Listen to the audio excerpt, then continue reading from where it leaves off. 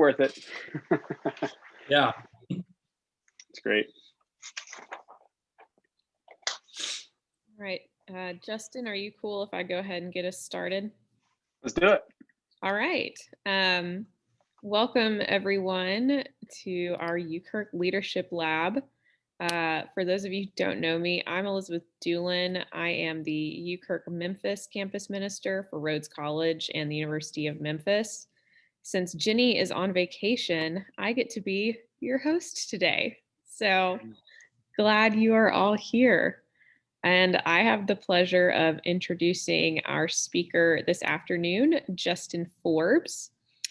So Justin is a college professor, a fundraising consultant, and most importantly, leads UKirk at Flagler College. He lives in St. Augustine, Florida with his wife, Bethany, and their 6 kids. Way to go. Justin graduated from Princeton Theological Seminary and is completing a PhD in theology at the University of Aberdeen in Scotland. He has led nonprofit organizations and boards, as well as working hand in hand with local congregations for almost 20 years. So thank you, Justin, for being here today. And he'll be sharing with us his wisdom about annual planning, along with some tidbits about developing our boards, since those often go hand in hand. So at this point, I will turn it over to Justin. Thanks. Well, like she just said, I'm in St. Augustine, Florida, and I lead a UKirk chapter. Is that the way that we say this? That chapter of UKirk? As well. It's really just the college ministry of the church that like physically butts up against the college campus here. And so we have tethered ourselves to the UKirk, I guess, national effort. But yeah, so I guess maybe where I'd want to start is just to say that I'm one of you. And while I don't, while our UKirk locally here is not designed in a similar way, like we're not a separate 501c3 necessarily, we're directly rooted within a congregation. It's also a very small part-time sort of position or reality for us locally. While my UKirk work does not push me into that space of board development and annual planning exactly in the same way, my previous experience in the nonprofit world did and does. And it's part of the consulting work I do for the Focus Group, which is a fundraising and sustainability sort of consulting firm that works with ministries and schools and seminaries and helps them do things like annual campaigns and feasibility studies, capital campaigns, things like this. So that's part of my background and work there. I do have 6 kids, like you mentioned. 3 of them were adopted. We were foster parents, and so we've been deeply connected to the foster care world for a long time now, and so that's a big part of our life. And then one other thing that might be worth noting is that we are currently running a research grant that is funded by the Lilly Endowment on working with congregations around the state of Florida to reach young people that have been marginalized by society and the church, and so creating new expressions of youth ministry in that way. So I would hope that in all of that, you hear that I'm just like one of you all in terms of what we care about, what we're concerned with in many ways, and the work that we have to do. So, and our work today is going to be about the ideas and sort of best practices around boards, but also the annual planning. And these things really are integrated, or could be integrated with one another in a way that feeds and cares for one another. So what I'd love to do is I'd like to start with just getting a little bit of the lay of the land, where you are, who you are, and how would you describe your work? How about that? So would anyone be willing to volunteer? Just kind of see what we're all talking about here. Oh goodness, am I gonna have to call on people? I'm happy to go. So great. I'm Lynn Scales, and I'm Zooming from Princeton, New Jersey, where I serve with my husband Andrew as co-chaplains of Princeton Presbyterian. So we're a campus ministry that serves both undergraduate and graduate students, and we're a separate 501c3, but have a very close partnership with one particular local congregation, as well as other Presbyterian congregations in our region. Is that Nassau? It is, yeah. So Great. that's my second hat. My second hat is as the part-time pastor for mission and outreach in Nassau. Great. You know, a lot of people that we love, the Berettos and the Stookies and the Deans. That's great folks. Yeah, definitely. Would you like me to invite somebody else to go next, Justin? It's like you lead a group of college students. It's like you know what to do. Go for it. I will invite Rachel to go next. Hey, y'all. I'm Rachel Penmore. I'm in Knoxville, Tennessee, and I'm at the University of Tennessee, Knoxville. Technically, I'm on maternity leave. So I may turn my camera off because I have an infant that has needs, who's a month and a half old. But I'm here to, I feel like there was another question and I totally don't remember. Was that just it? Just a little bit about your work. You're at University of Tennessee. Yeah. We have a residential house on campus where we have 3 to 4 students living. We have a coffee shop in our building, and we operate independent of a congregation. So we have tons of congregational support, but we are fully independent on our own. We are a 501c3. Has it been that way in terms of being independently funded for has. a while now, or is that, I know a lot of UKirk chapters are going through this transition from coming off of the presbytery or off of a local congregation into their own independence. Is that, where are you at in that process? Ours has always been independent. We are a ministry of the presbytery. Great. So we are on a larger scale, and we are one of 2 UKirk chapters in our presbytery. So there's UT Knoxville and UT Chattanooga. We are kind of the larger one with a larger university and the house on campus and things like that. But we operate independently, with relying entirely on congregational support, but without a congregation that like is grounding. Although I can point to a couple congregations that would say these are our major ones, but yeah, we're independent. And Lynn, to go back to you real quick, Lynn, are you supported independently, or are you supported by Nassau almost explicitly? What does that look like? So we are a separate 501c3, and I'd have to redo the math in my head, but our largest support comes from Nassau, but it's less than a quarter of our annual budget. Okay, perfect. This will all feed into what we're doing, I promise. So, all right, Rachel, anything else you want to add? I don't think so. I've got like 30% of my brain that's functioning. So you're doing great. 6 weeks in, you said? Yeah, we're killing it. I always say the 90 days is sort of like, just, you give it up. You've lost 90 days and it is what it is, you know? So you're doing great. Wow. I showered today. We're killing it. I'm going to invite Nancy. I am Nancy. I'm in Grand Rapids, Michigan, and our campus ministry is a ministry of the presbytery, and we get most of our funding through the presbytery, but not all of it.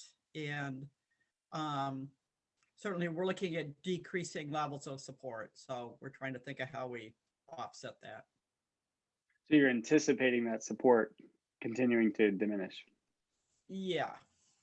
Great. Okay. All right, I'll pick Neil. Thanks. Thanks, Nancy. Neil Meyer, UKirk, Michigan State, same presbytery as Nancy. So similar setup. We were a startup. UKirk was part of the 101 New Worshiping Community Movement with UKirk and 1001 intersection. So we are kind of wrapping up our establishment phase and moving into a development phase of our ministry, which is exciting. So this is timely for that. Thank you. And I will invite Matt. Sorry, I had to take a call from my kids' preschool. All's well. I'm Matt Freese. I'm the campus minister at UKirk Tallahassee. We are a independent 501c3, very similar to Rachel. We have students who live on campus, or who live in our building, We have a coffee shop that is a staple in the music department for the College of Music and the LGBT community in our area. We raise our funds. We're supported by all the Tallahassee Presbyterian churches in some degree, some more than others, and so we, which also means we ask a member of those churches to be on our board, so that they can help report what's actually being done back to the congregations that are supporting us. Great. Elizabeth, you want to introduce yourself? Yeah. Give me a little background. Yeah. So I told y'all I'm in Memphis serving Rhodes and the University of Memphis. So my UKirk position is part-time and it falls under the Presbytery of the Mid-South. So we actually share a building with the Presbytery as well. So that's fun. And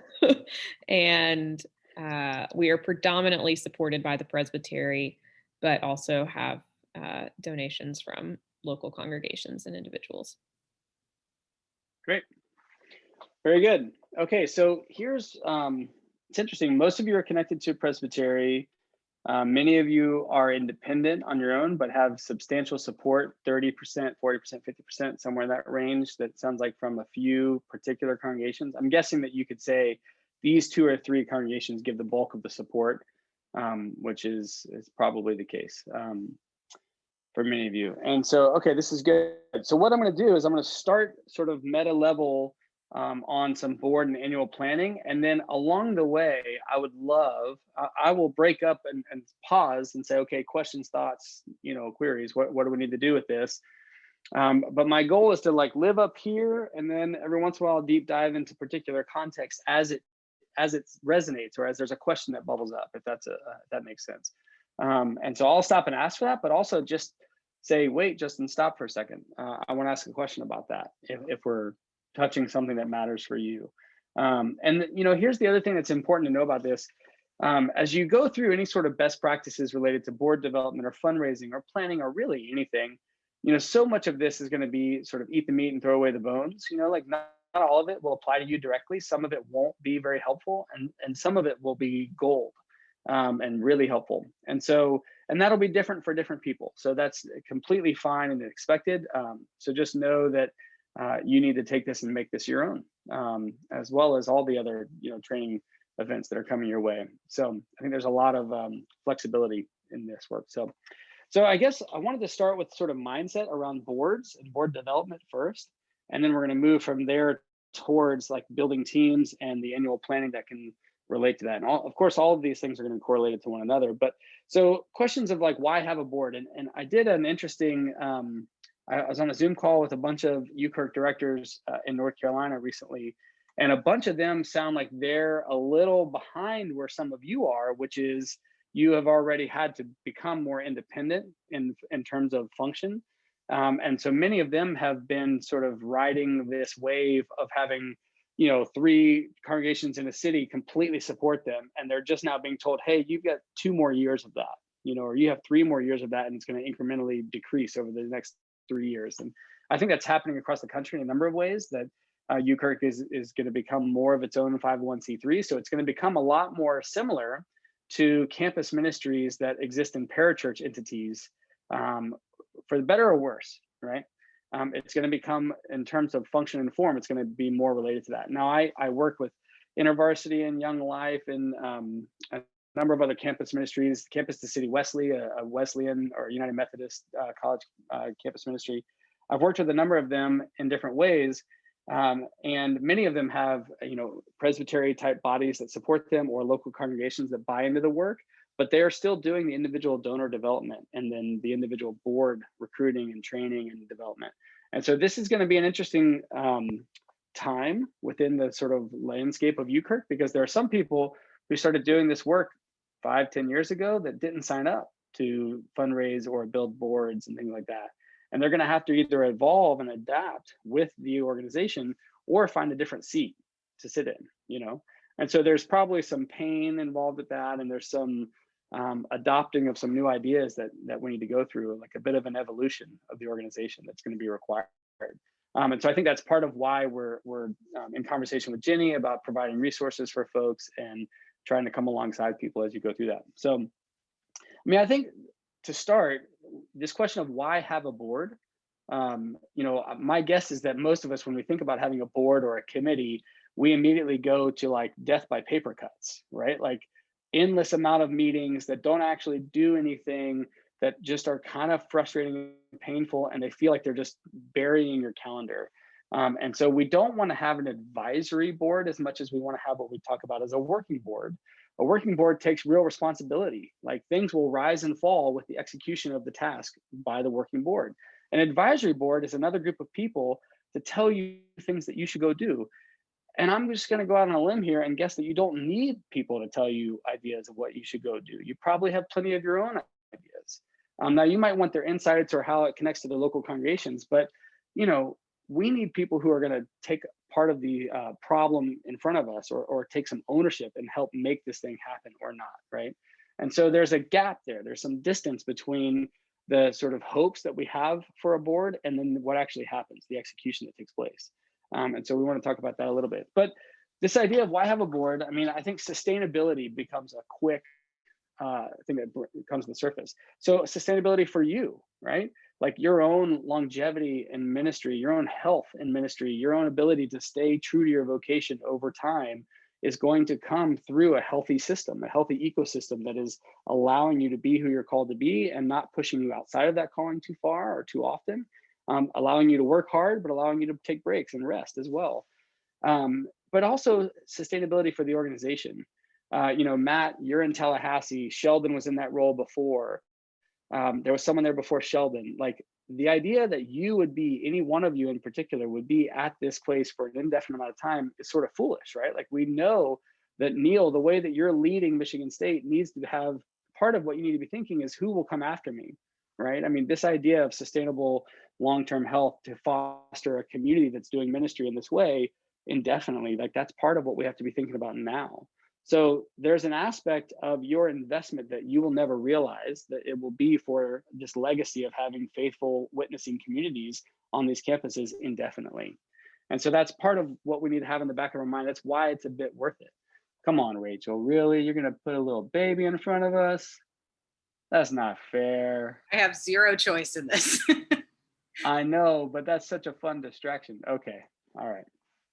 I got 6, but I still love babies, So the other side of this is succession planning. So Matt, we could get on Sheldon right now. You took the job, and what did you inherit, right? It's either a gift or a burden, or it's probably a mix of both, if we're honest. But the idea is that if we have a healthy board in place, when we leave, when it's time for us to move on and go, we can leave something in that place in terms of succession planning that will set someone up to succeed. And so these are some ideas that should motivate us to be thinking about boards.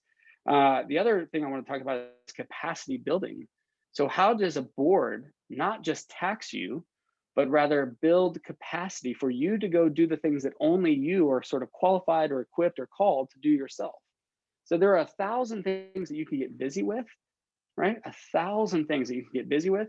But we know in the world of UKirk that the sort of pastoral relationships that we have they're not efficient, and nor should they be, right? Like efficiency and relationships are not, those are not core values that live together.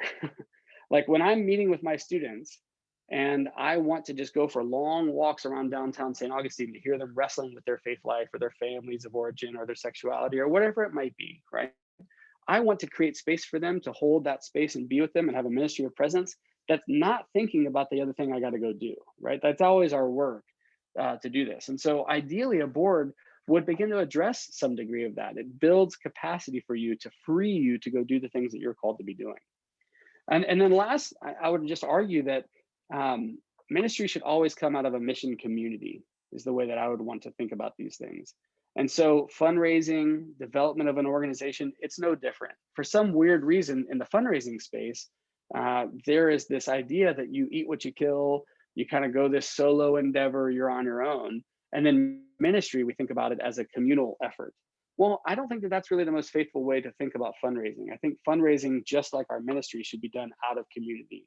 So these are all reasons to begin asking the questions about board development. And boards have, they touch a lot more than just fundraising, but that's for sure a part of what they do.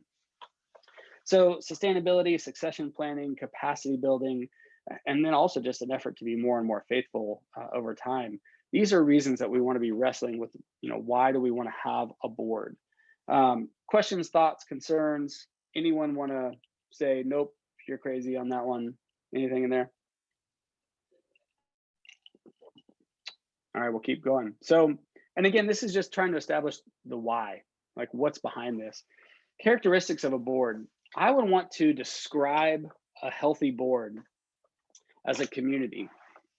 And a community, what does a community do, right? Like they share life together, they share meals, they suffer with one another, they celebrate with one another. It's the life of this community that is taking place. So what does that mean? Well, it's not just a business meeting. We have to be careful when we in the church adopt practices from the business community and just baptize them as if that's what they should all be. So I don't know that just having a Robert's rule, ooh, this is an anti-Presbyterian thing to say here, right? I don't know that just adopting Robert's Rule of Order and just running with that full stop and let that be the start and end of our meetings. I would want to argue that we should have our meetings characterized by the love that we have for one another and our sense of call, right? And so could our boards, could these committees that we work with, or, I don't know what language you're using within UKirk, but boards, if we adopt that for the moment, could our boards reflect our sense of call to ministry as well? Could the way that we interact with students characterize the way that we interact with our boards? Could the life that we share together be characterized by this same sense of call that we have in every other part of our life? And I would just want to say, you could do that. It doesn't have to be a boring business only meeting. It could actually be all of those things oriented towards this idea that we are trying to faithfully equip communities to love well, to love one another well. So could your board be characterized as community? I would always want to argue for trust and transparency. There are going to be times when you all, as directors of 501c3s, are looking at your, revenue and expense sheets and you're going, oh my gosh, we're going to close the next month in deficit.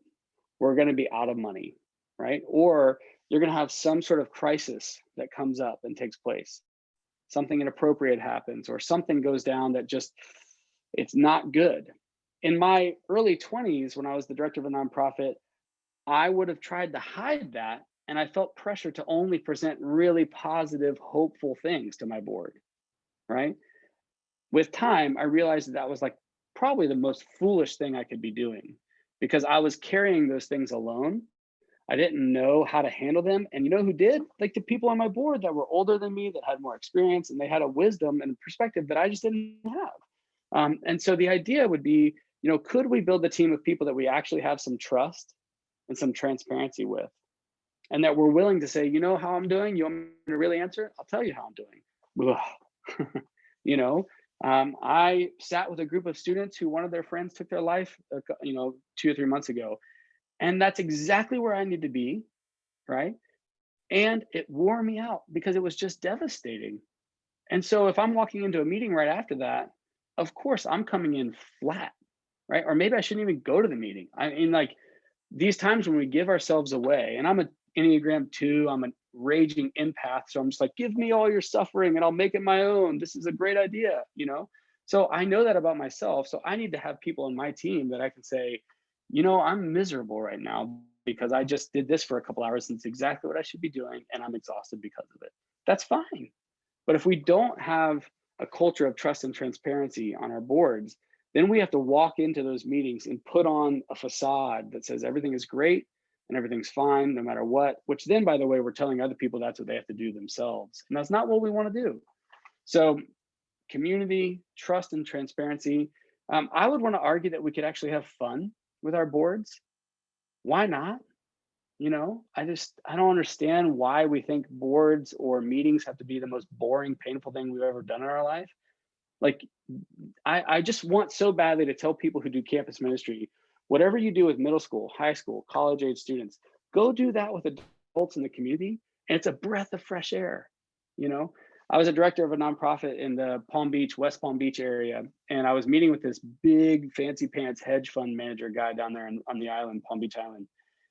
And he did some hedge fund stuff, but he did financial planning as well. And so I went and I like got as dressed up as I could, which I didn't really have anything that would compare at all to what he was wearing, you know.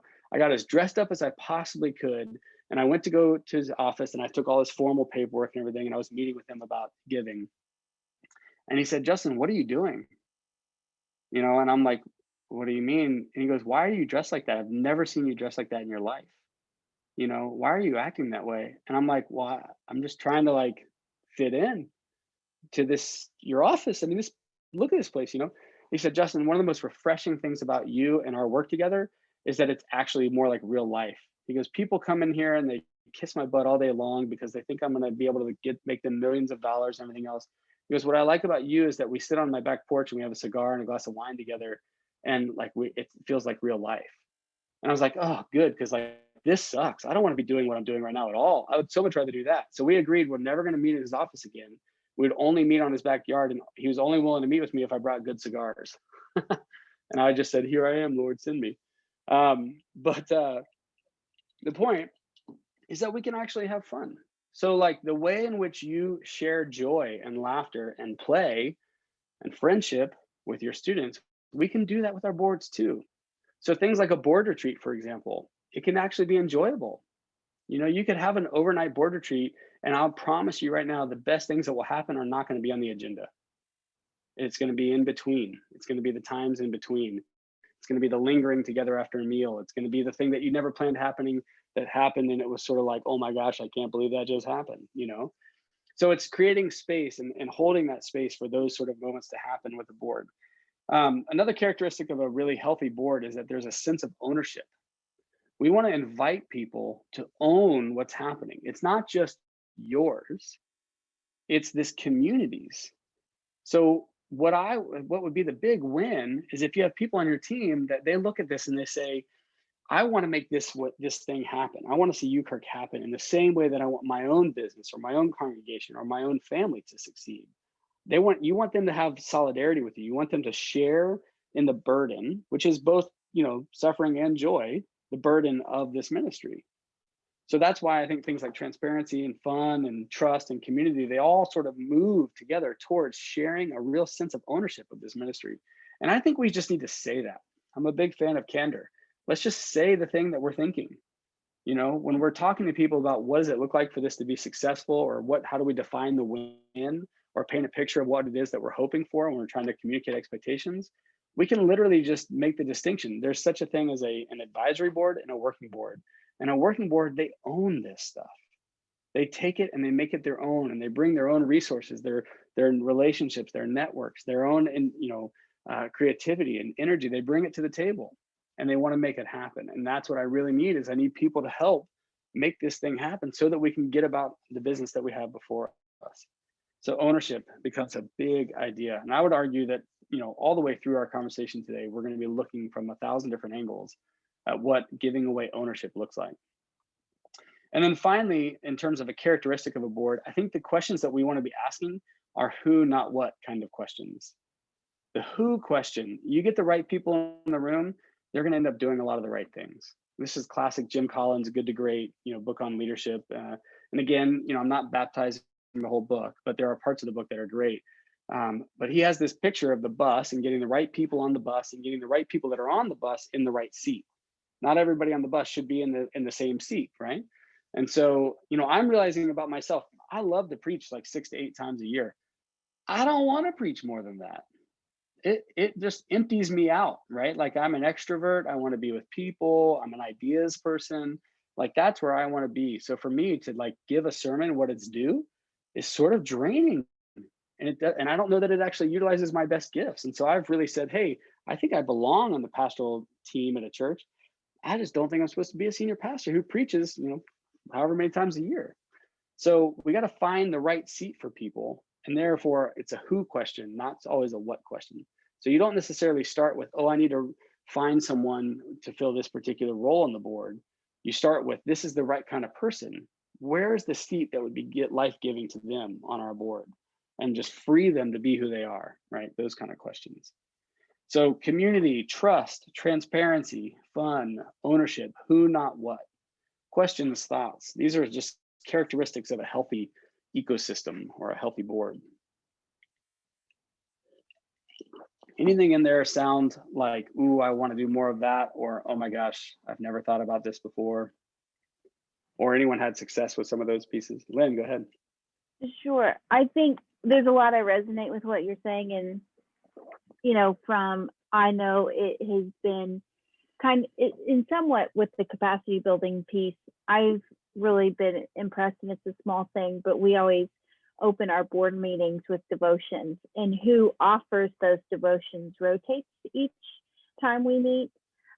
So where, I staff a different committee, so similar structure in that you're meeting and go, but I'm kind of the person in charge of doing the devotions for this other committee. And it's very nice to come to the campus ministry board meetings and know that somebody else has planned that time and is kind of helping bring in our sense of mission at the very beginning of our time together. And then another thing that I think has been particularly hard during the pandemic is that element of making a meeting a party. Like, I always think if you bring baked goods, it turns a meeting into a party, it kind of helps have some conversation before and after. And over Zoom, we've just kind of lacked that. So I know that's been something I've been feeling, especially as we come to the close of this really long year of wanting to make the kind of major program, year-end program meetings fun and a celebration, and lacking some of the ways that I often do that because we're still meeting on Zoom, Sure. So those are some things I'm thinking about. Yeah, that's great. I mean, I think what you shared about in terms of devotion, like something we have to remember, like we swim in these waters all day, every day, right? Like these sacred, super frustrating and annoying at times, really fun and easy at times, but sacred nonetheless, sort of context of working with students and walking with students. And so what I think that means for us is that we're aware. I mean, like, it's not hard for me, and it wouldn't be hard for you to talk about, hey, here's a conversation I've had in the last week or two that I walked away going, oh my gosh, I can't believe I got invited into that space with a person. That was like holy ground. It was incredible. But the people on our boards, that's not always their reality for the most of them, right? And so I would love to argue that every single meeting should begin with a sense of recalling us or reorienting us to what it is that we're doing, right? And I just think storytelling to me feels like the best way to think about that. Like, how do we invite people into the story of God's redemptive work in the world? And how do we just keep pointing to little pieces of that story that's unfolding in and around us at all times? Because I think part of this is that we're inviting people on our board into this fellowship themselves, right? It's not that they're just going to come do work. It's that they're going to be a part of this ministry themselves, whether that's them writing a check, whether that's them scheduling meetings, or whether that's them showing up with students or not. It doesn't even matter where they sit necessarily, but they're a part of this, which means my hope is that they would experience like the presence of God when they're doing this work. Now, how many of us would characterize or talk about our board meetings as like encounters with God? Like, probably not that often, right? But I think part of our job as leaders is to sort of lead us into that space, or at least try to cultivate an openness to that in a way. So storytelling and cultivating that space, I think you're exactly right, Lynn. And the other thing is about like, making our meetings fun and a party. Everything's going to be changing all the time. This last year has sort of made us acutely aware of that reality. And I think it's been incredibly hard in some ways. But man, I love that question. Like, how can we even make a Zoom meeting fun? Or how can we make this board meeting, which might feel like it's just nuts and bolts, how can we make it reflect the charism that we have in every other thing that we do, right? So those are great questions. Those are great questions to keep recentering yourself with. What else resonates or do you sort of resist anything we've talked about? Go for it. I'm not trying to resist but I had questions about, so right now we're trying to fill a treasurer position on our board, and that question of who, not what, how do you strike that balance? Because I can find somebody who's really invested who is not very good with numbers. Right. And I'm not good with numbers. So I think is that the right seat for them to use that, the bus metaphor?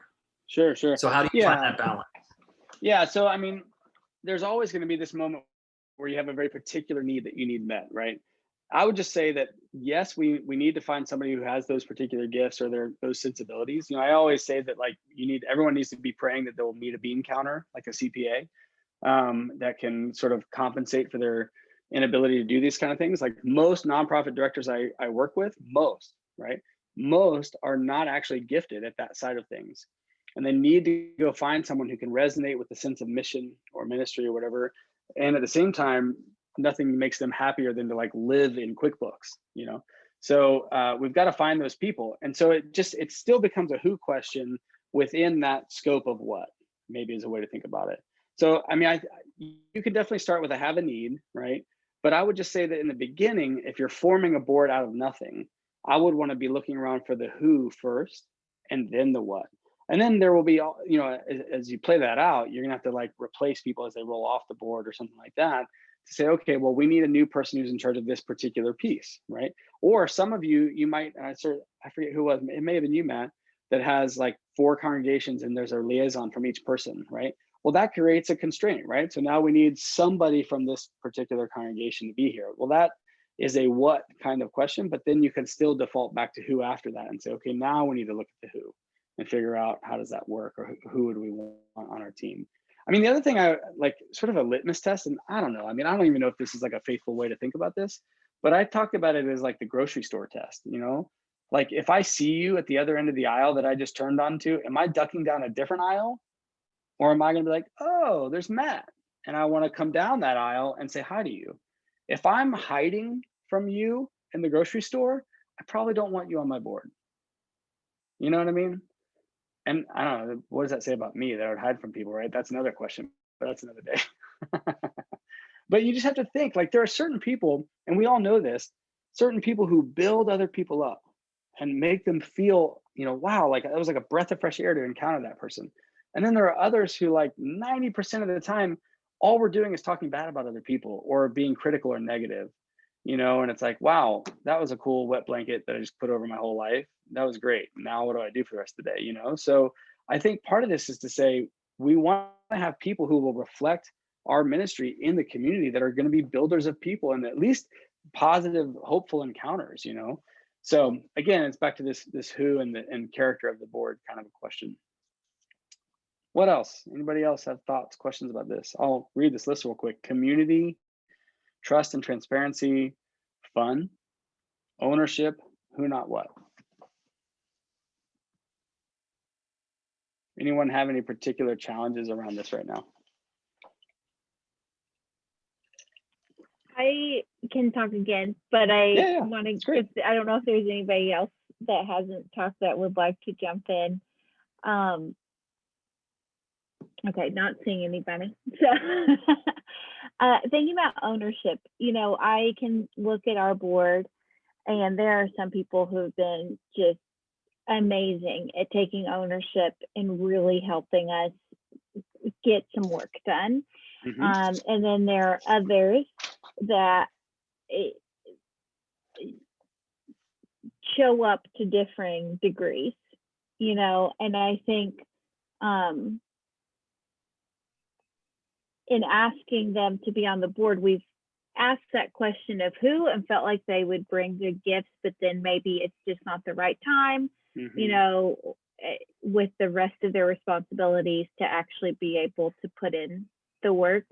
And so I'm thinking about, you know, how I think we've tried to strike a balance of open hand of letting people go if they need to be less involved, you know, of, you know, just letting them decide how engaged they're able to be.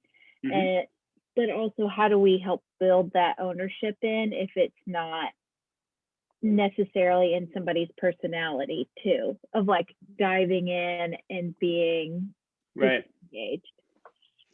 Yeah, that's good. I mean, I think part of this is it's challenging because I can't give you sort of a prescriptive answer to that that'll fit for every single person. It's obviously so, subjective. But I think there are a few things that we can keep in the back of our mind. If you're starting a board out of nothing, then I would encourage you to start small so that you could try to define culture with a few people that you feel really confident are going to really adopt what you're talking about. And then it's going to be easier to perpetuate that culture with a smaller, more defined group. Whereas the mistake a lot of people make is that they're going to start a board and they're like, okay, well, 12 seems like the right number, or this table seats 10, so we'll do 10. And then they just fill the table, they fill the room, right? And I mean, it sounds funny, but like literally this happens all the time. And what ends up happening is there's a third of the people in the room who aren't doing anything. And then the truth is that whatever we allow to exist in the room in terms of behavior becomes the true expectation. It's not expressed explicitly, but it's what actually becomes understood and expected. So this is actually happening to me personally right now. I'm on a board of an organization in Colorado Springs. It's a residential facility for high school students who are about to be tried as adults. And instead, the judge can send them to this place for a year, right? And the laws around residential facilities and group homes are changing wildly right now. So it's throwing all these organizations into flux. But what's happened is the executive director of the organization asked me to be on the board, asked me about a few specific things. I've been on the board for almost a year and there's not been a single thing that I actually need to do. And I'm sitting here going, what am I doing? Right? Like what's happening right now? My behavior to everyone else on the board is that Justin doesn't really do anything, right? And so that becomes the new lowest common denominator, which says this is what it takes to be on the board. It's a mistake, right? Like I think that they probably just jumped the shark and asked me to be on the team too early to do some stuff that they weren't really ready to do yet. And so I'm just sitting on the board and there's really nothing for me to do. So I would want to say, hey, start small, start intentionally, and then build out from there. And there's no rush. There's no rush to go from 3 people to 5 people, 5 people to 10 people. The right number is a reflection of what you need at the moment. There's no magic number. In fact, I would always lean towards a smaller team. And then the other side of that, though, is that as you're kind of going through an expansion, like, oh, we need some help with this, or we need to add this role, we just need to date people before we marry them. I mean, like, let's just create an environment where we can say, hey, Lynn, why don't you do this with us? Thank you so much for being willing to help. We can ask people for help without asking them to be on the board.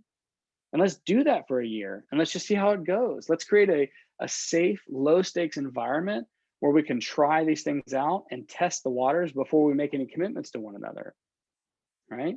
So like if Lynn volunteers on my board and I give you some real consequential things to do, right? Like this is really gonna matter if you get it done or not. And then Lynn takes it and just runs with it and it's amazing, it's beautiful and it's hopeful. Then I could say, you know what, I want Lynn on my team. But now I'm making that decision based off something that I've seen and experienced as opposed to, speculation.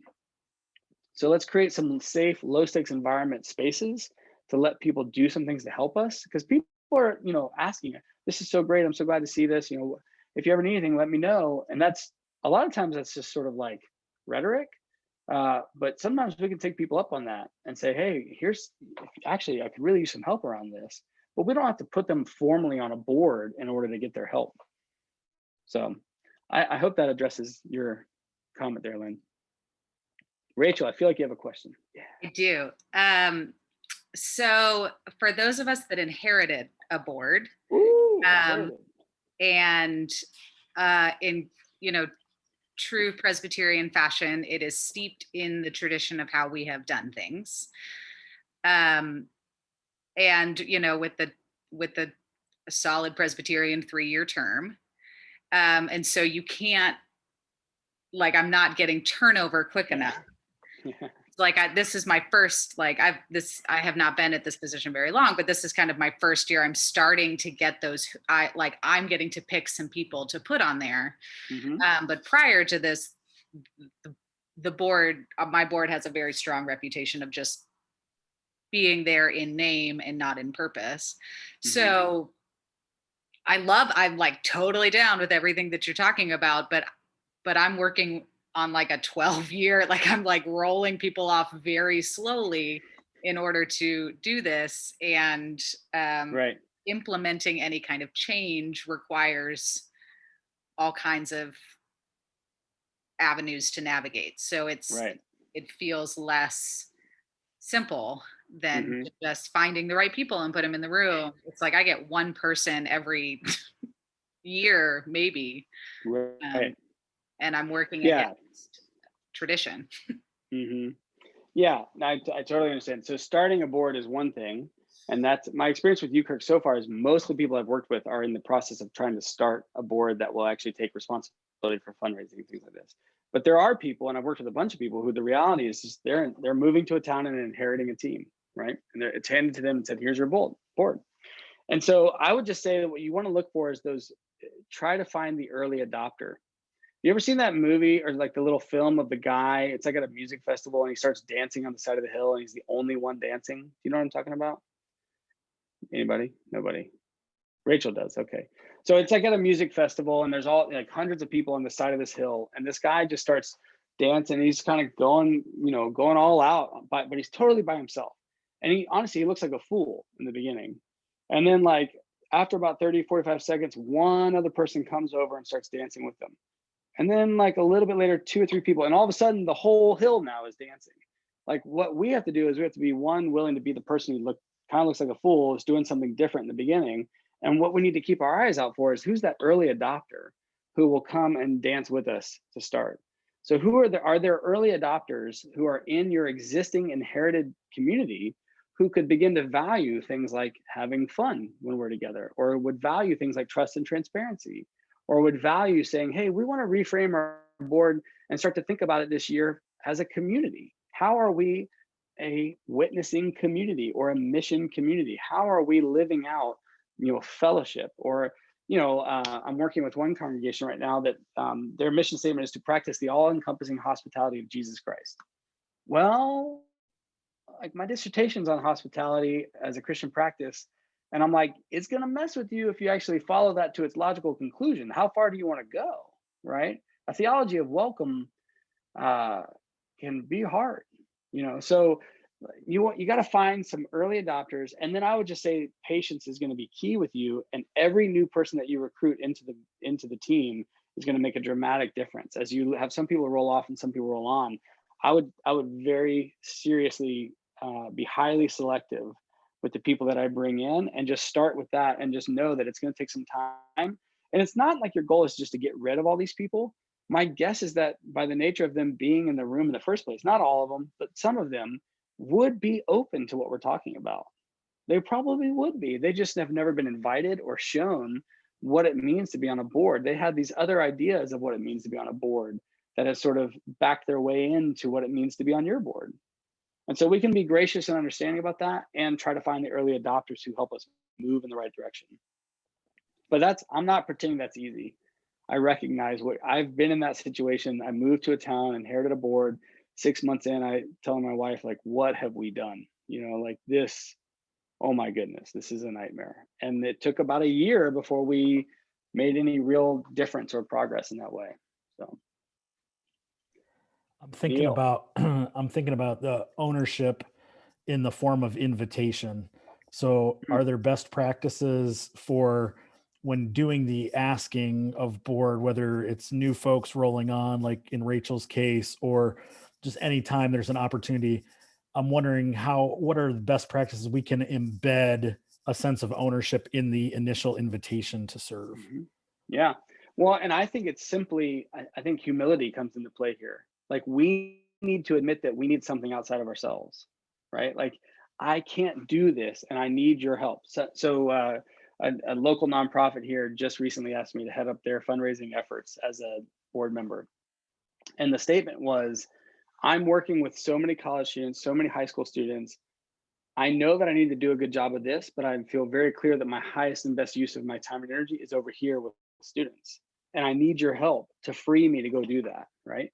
So what he's saying to me in this situation is, if I relieve him of some of this, he's now free to go do this work over here that I highly value with my time and money as a donor, as a local board member, right? So him positioning himself in need in order to go live out his calling is what's really helped me move into that space and to consider ownership, right? So, and then, I mean, and I'll say this too, like he's gone even further. He has set me up with the organization to give me access to like funding reports and things like that. Like the ball is like squarely in my court to where I'm kind of like, shoot, man, what did I agree to do? Like this is like real, you know, like I'm actually on point for some of these things now. And so that's a burden for me, but I also look around and I say, you know, like for example, this guy I'm talking about was at a meeting today developing ministry for young people with disabilities. And I'm like, you know what? I'll do it. Like I'll do this work so that you can go do that work. And he puts it in front of me. Like I'm very aware of what he's doing. And so I feel great about owning some of the stuff because it's freeing him to go do that. I think what you people on the screen right here, what we have to do is we have to be explicit with people. We don't think that they understand the dynamics of campus ministry. Many people just don't unless they've done it themselves. They need to see and hear the stories of these sacred conversations. They need to see the implications of ministry. They need to see the funeral service that you led for a student or whatever it is. They need to see those things and hear those stories. And then we need to position ourselves to say, I need your help with this so that I can go do that. If we need to connect the work of the board to the sense of mission more and more clearly. I honestly, I think majority of the work of fundraising and leading a board is simply pulling the curtain back and letting people see the things that we see. And when they see those things, they're going to be far more likely to give, whether it's time, money, or energy. But again, like we walk the campuses and we have this awareness of the sacred, but that's not the case for like the local business owner who like thinks what we're doing is great. They just don't know the day in and day out reality. And so it's our job to tell that story.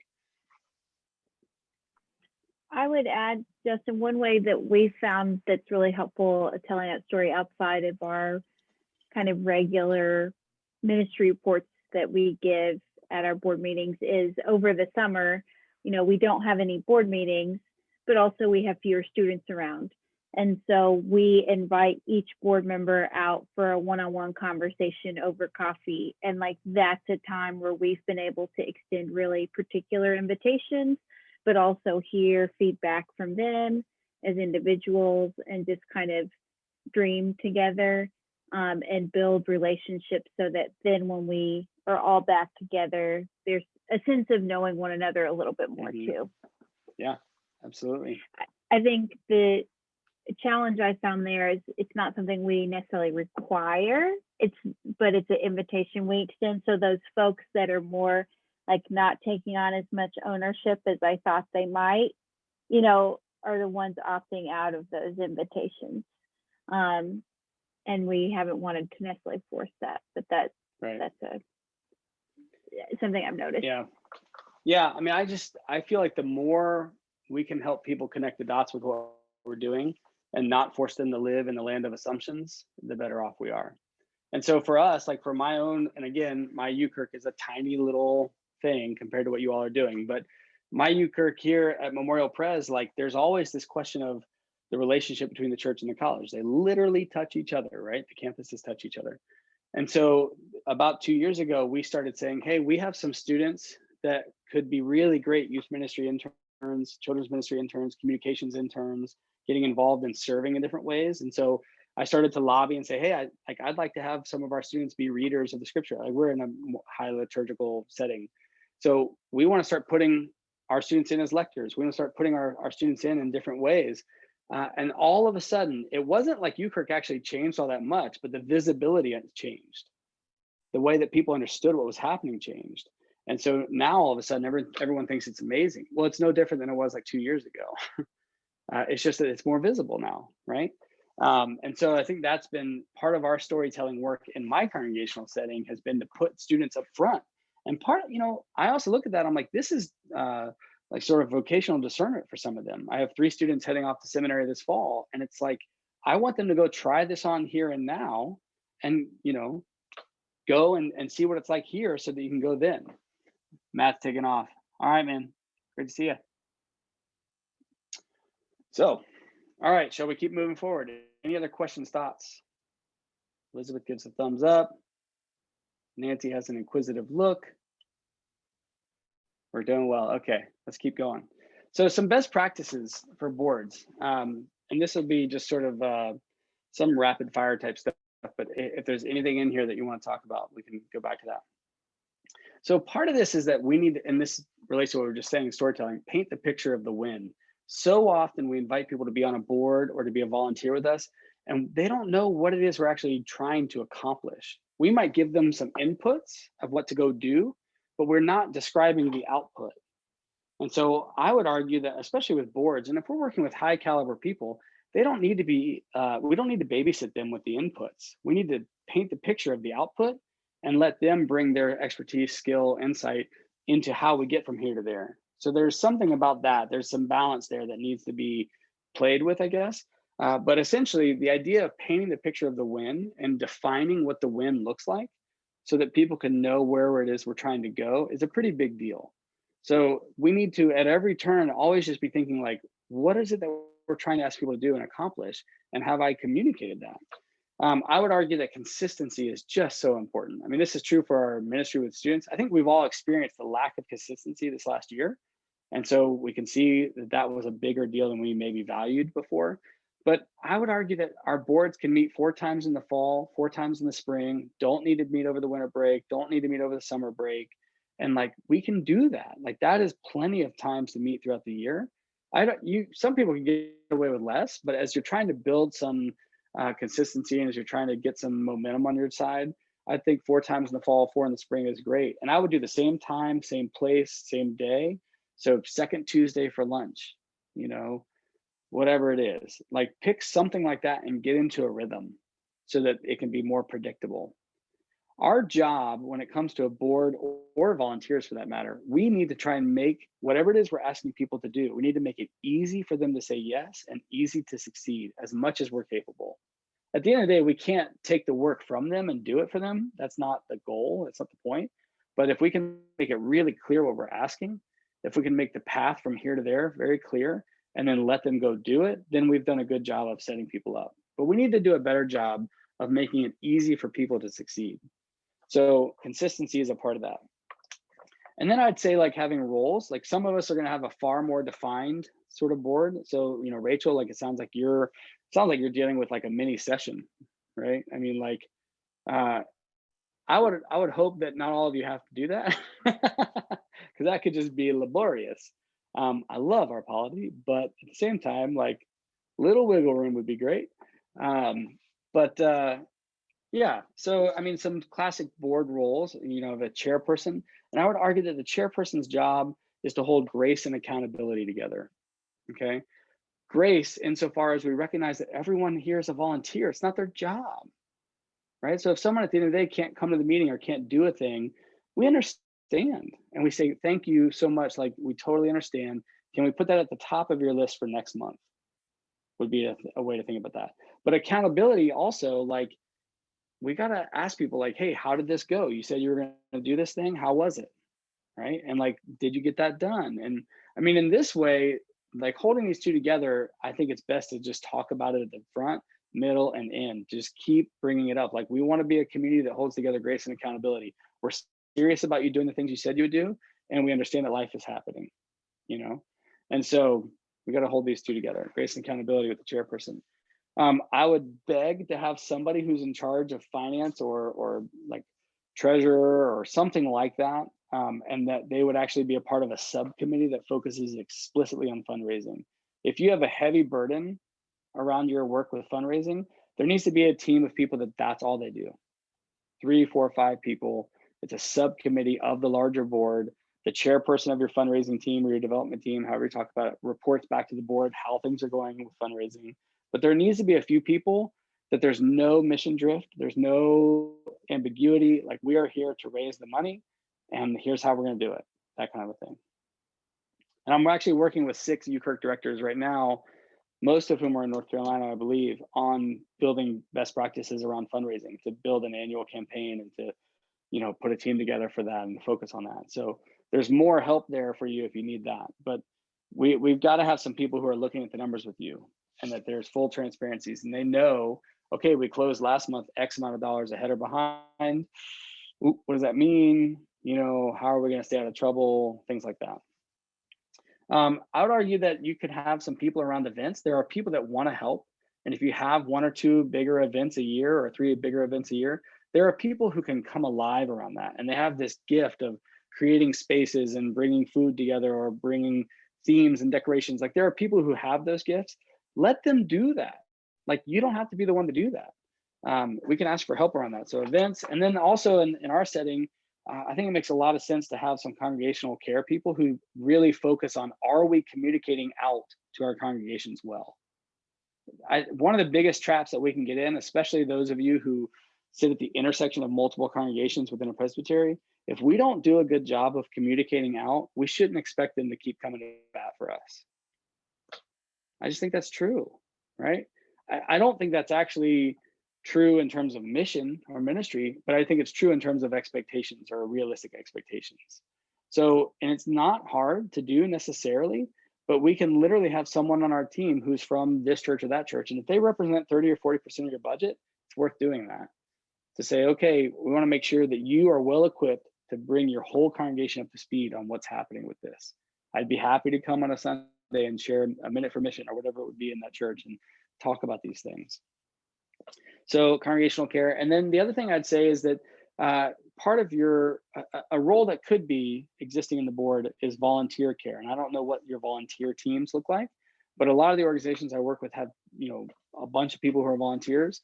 And those are people that we need to do more than just ask of. We need to be caring for them as well. And that would apply to your board as well. So part of your job as the staff person alongside the board chair is to be thinking, how do we care well for our board? So when I was a nonprofit director, I had this incredible family, the Mowry family. And the Mowry family, we've stayed very close friends. They were, Dan led our golf tournament, and Heather was my executive assistant who really that was code for. She did an incredible amount of work, and she had this incredible career in social work, but when she had her twins, she wanted to be more flexible and available. And so she said, I want to do this kind of work with you guys, and that's it. And we just said, thank you so much, you're amazing. So anyways, that was like 15 years ago. Well, Heather's mother passed away 3 weeks ago. And part of our caring for the Mowry family is they've stayed engaged with this organization. Is like, I did her mom's funeral, and then we had this time together with their family just to process what's going on. And literally last night, my wife and I were at their house, sitting in their pool with them, drinking a glass of wine. Okay, how's it going now that for the last 2 years, you've cared for your mother in a very intensive way and she's gone? How's it going? And we had these sort of conversations. That's part of board care. That's part of what it means to be in this mission community, right? Like, I'm not sitting here going, all right, Dan, better pony up for the next golf tournament, or Heather, are you still working with United Way to ensure our funding? No, we're not talking about any of that right now. We're talking about Grand Sue's, what we called her, and Grand Sue's funeral and their adopted brother. And like, how's he doing with all this? He's processing this very differently, And so that's the life together side of things when it comes to a board. So volunteer care and board care can be part of that. I think some characteristics of this is that we want to define expectations. We want to create some rhythm for our work that we do together. So there should be some tradition built in, like, when do we celebrate? When do we say thank you to one another? When do we have a sense of taking a break and then a sense of starting? Like, there are some rule of life kind of things that we can put into place that I think would serve our boards really well. And then finally, back to ownership and culture. Like, these roles are where you can really, Neil, to your question earlier, you can really communicate ownership to these roles and say, I need someone to take this and run with it, and this is theirs. And I would go so far, and I've done this myself plenty of times, to say, if you don't do it, we're going to drop this ball, because there's no one responsible for this in the way that you are. So if you're willing to do it, that would be amazing, and I'm grateful. And I'm going to help you figure out get everything to you that you need to do it, but it'll be yours. So questions, thoughts, concerns, roles, consistency, painting the picture of the win.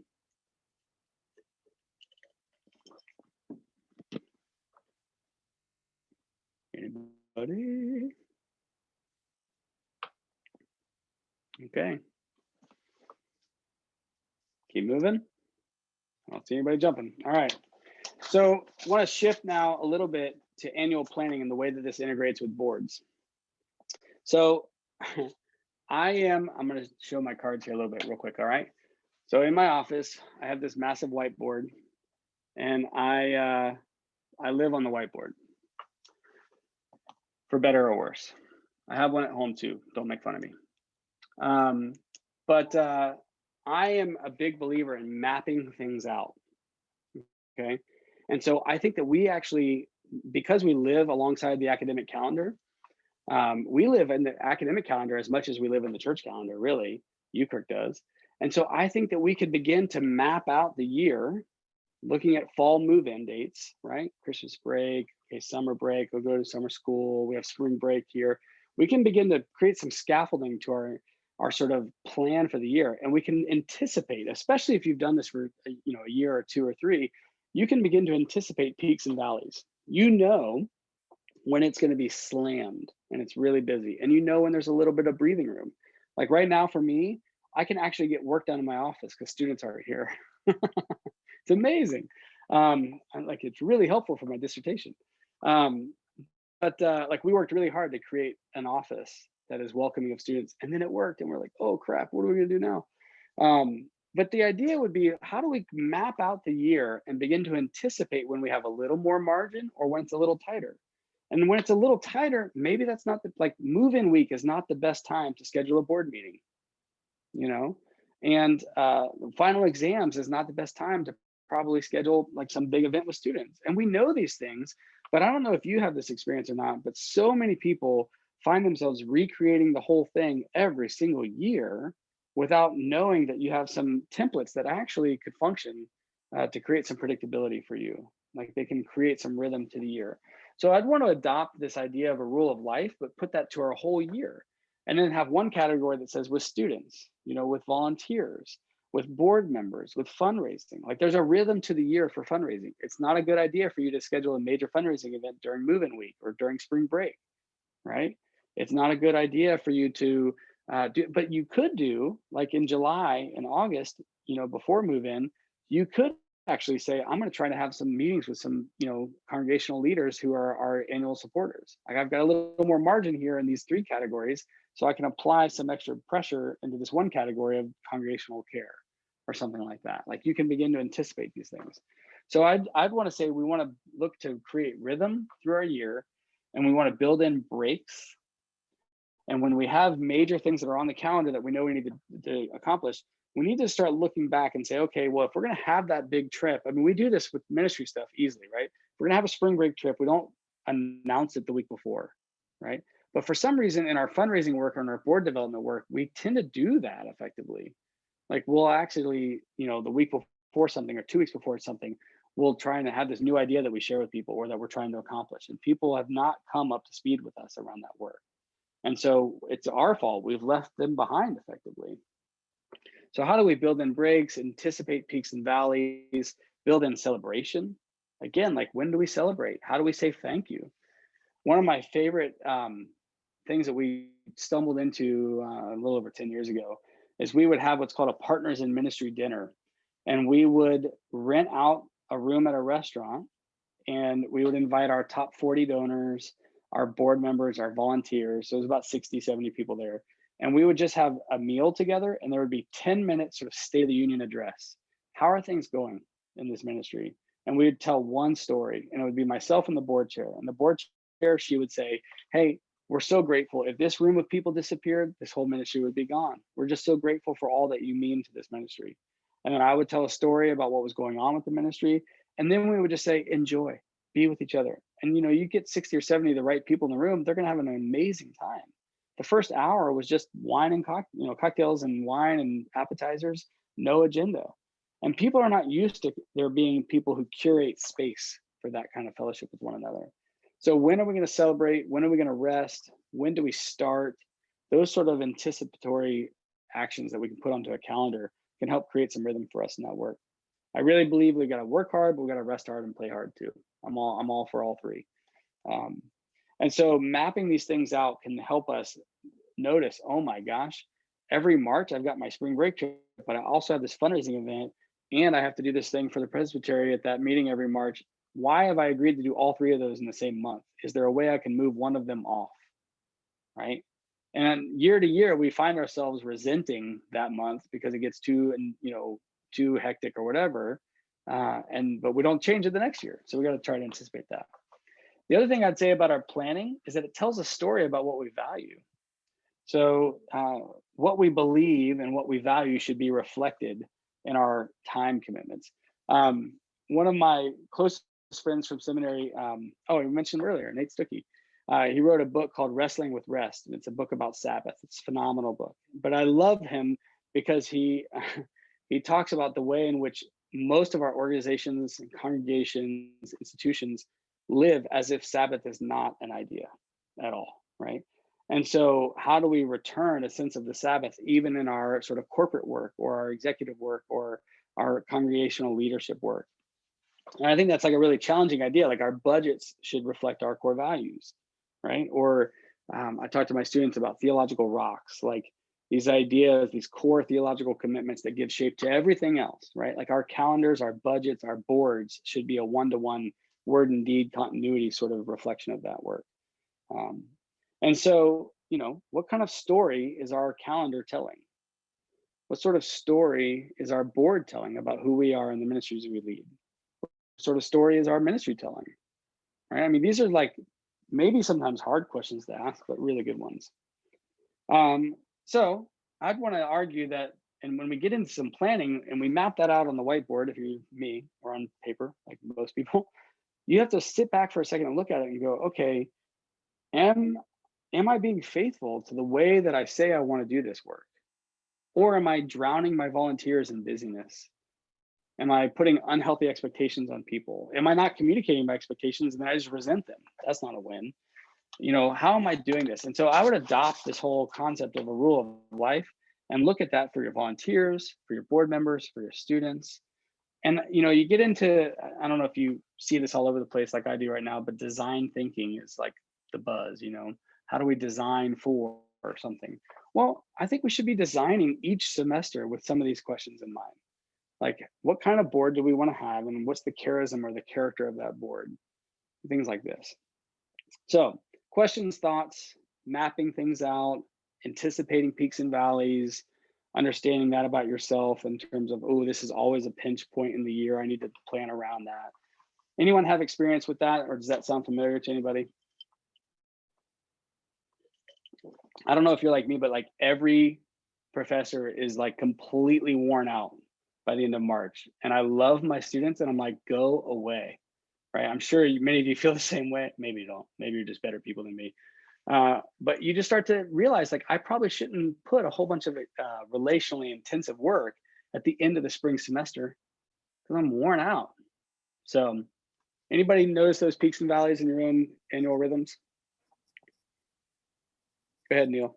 Yeah, there's just a natural as it's evolved over these first few years. I mean, there's just a natural calendar that sort of happens because you've developed some rituals, some routines. And so I had started that process earlier this year of just, you know, mapping it out month by month, what tends to be there. And I like what you're saying about taking a look at, is there anything that needs to be moved or could be moved and things like that, but then taking it to the next level beyond just to take it to all all different aspects of the ministry level makes a lot of sense. And I think it's an exercise worth doing for sure.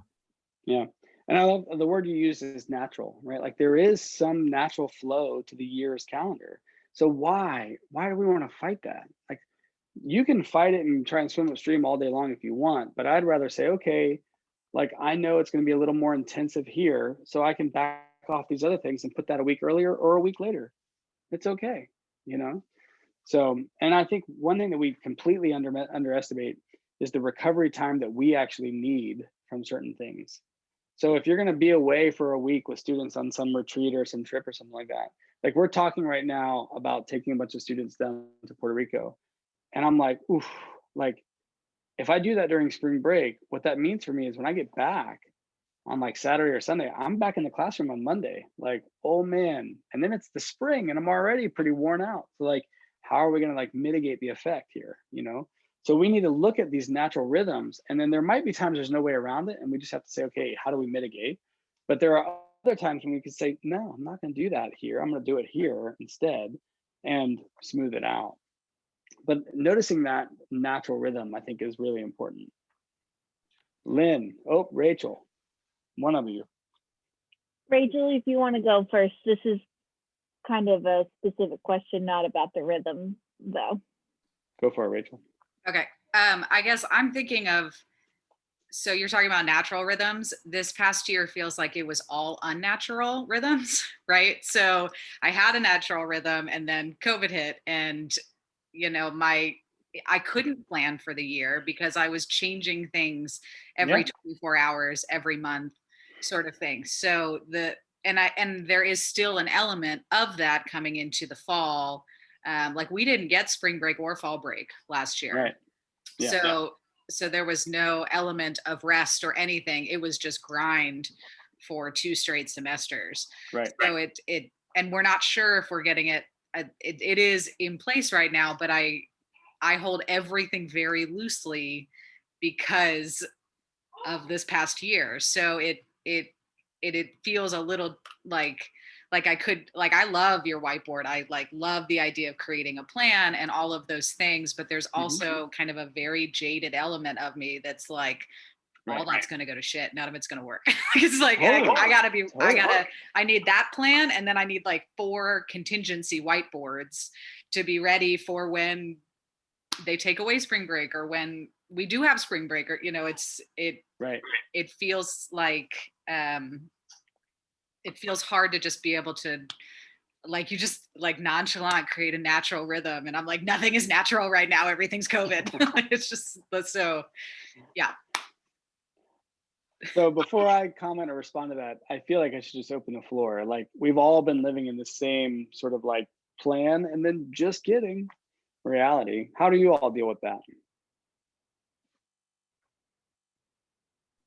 I think there's some of those things. When I heard you say that, Rachel, I think totally right as far as some of the programmatic rhythms and things like that, if you want. But some of these other pieces that we're talking about, those aren't necessarily COVID dependent because we're going to have our budgets, we're going to have the board development pieces and those kind of things. And so how can we build that part into the schedule? Like, how can we build the known things that aren't going to change in and be intentional about that, knowing that you're right, we have to have A, B, C, and D for some of the programmatic pieces or the academic calendar rhythm that might affect students and our ministry to students. But on these other aspects of our ministries, which pieces can we still program in that don't depend on whether students are there at a certain given time or not? Mm-hmm.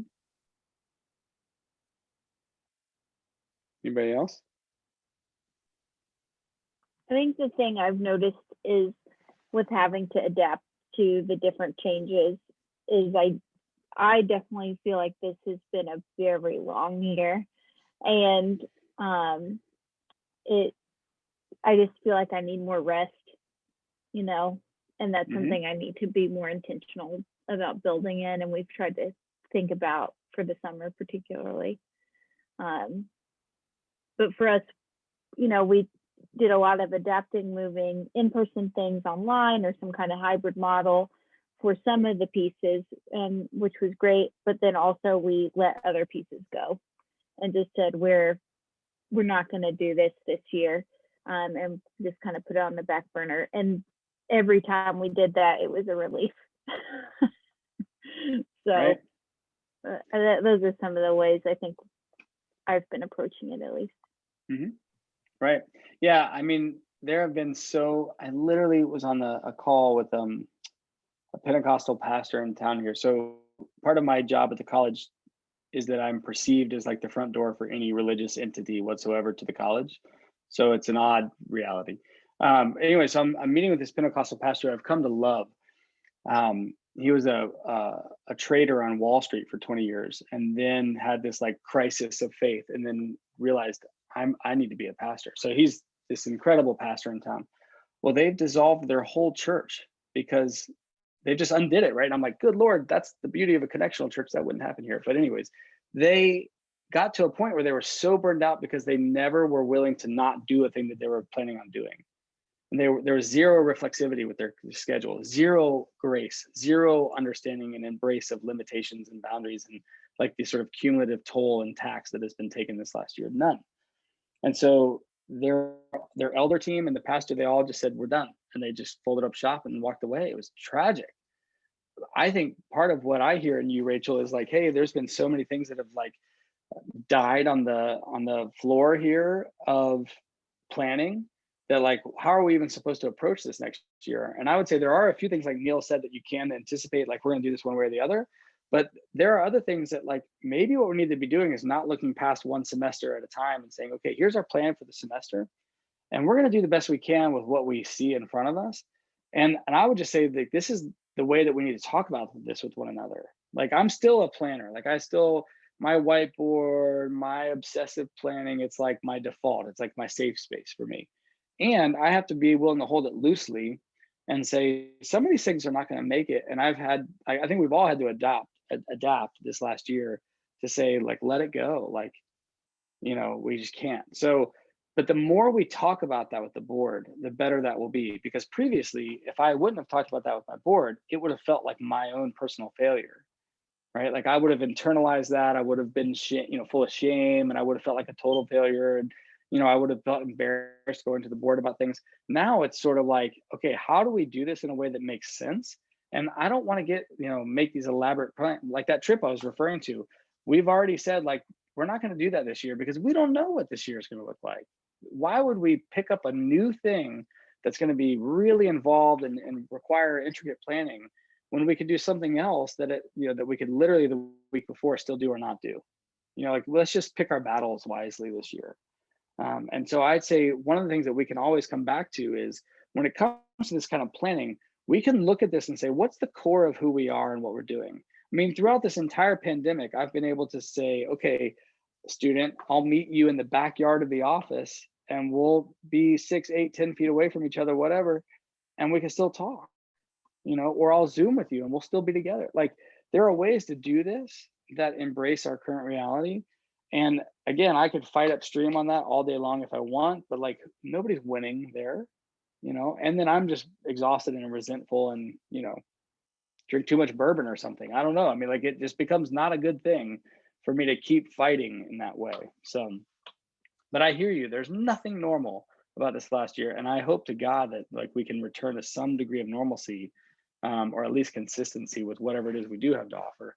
But at our own congregation, like our Christian Ed department, we decided that we're not going to be doing Sunday school over the summer, and we're just going to be doing this like outdoor fellowship time because everybody's so burned out. Everyone's exhausted, like of just trying to come up and create something new out of nothing. And this week it's on Zoom, and next week it's a hybrid with masks, and next week it's, we're in Florida, so it's like the wild, wild west here. But like trying to figure that out, it's been exhausting. So I hear you. Anything else? Mapping out things. Go ahead, Elizabeth. This is not related to that. It's okay. So I'm going to be a terrible facilitator right now. I have a meeting I have to go to at 3. So I have transferred Lynn to being the host. Lynn's running the show.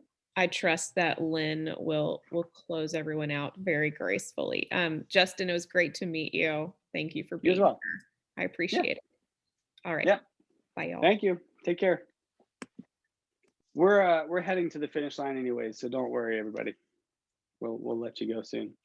Anything else? Rule of life for the organizational reality. I mean, to me, that's been the most helpful idea to lock onto.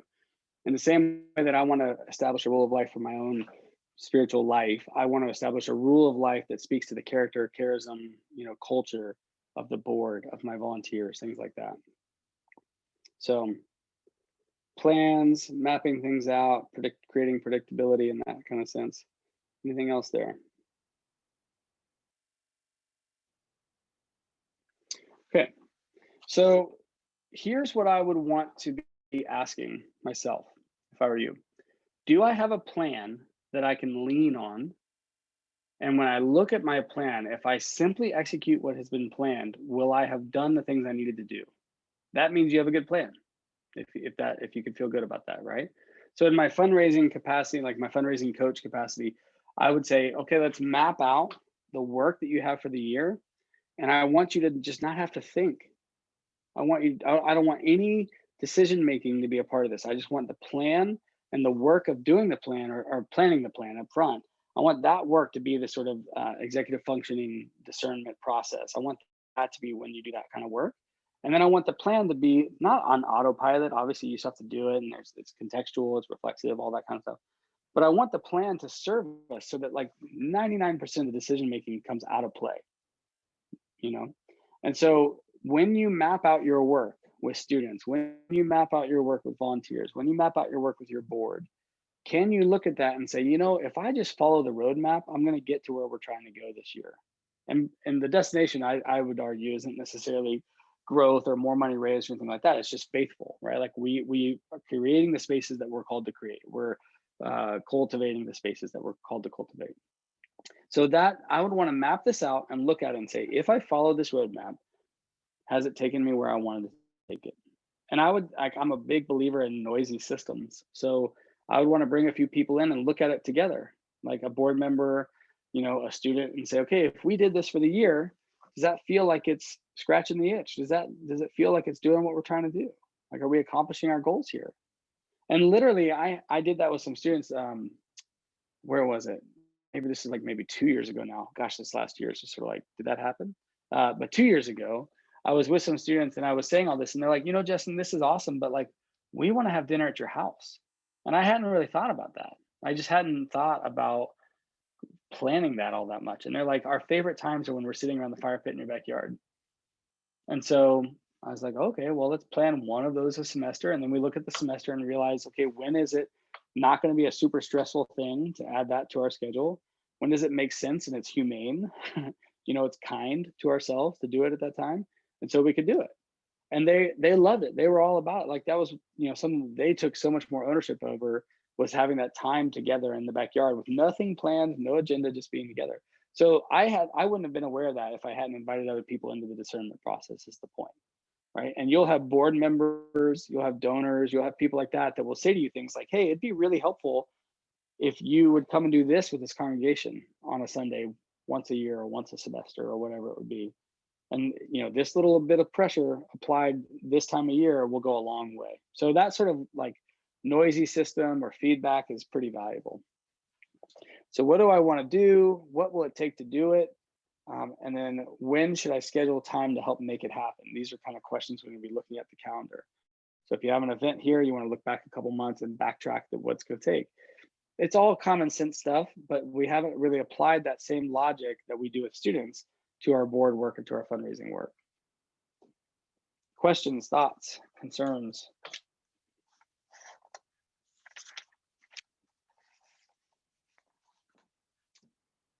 Okay.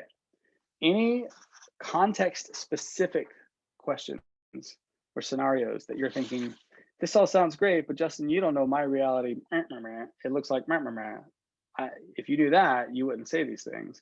So is there any sort of context specific situation that you want to workshop together that you'd appreciate the sort of voices of your peers?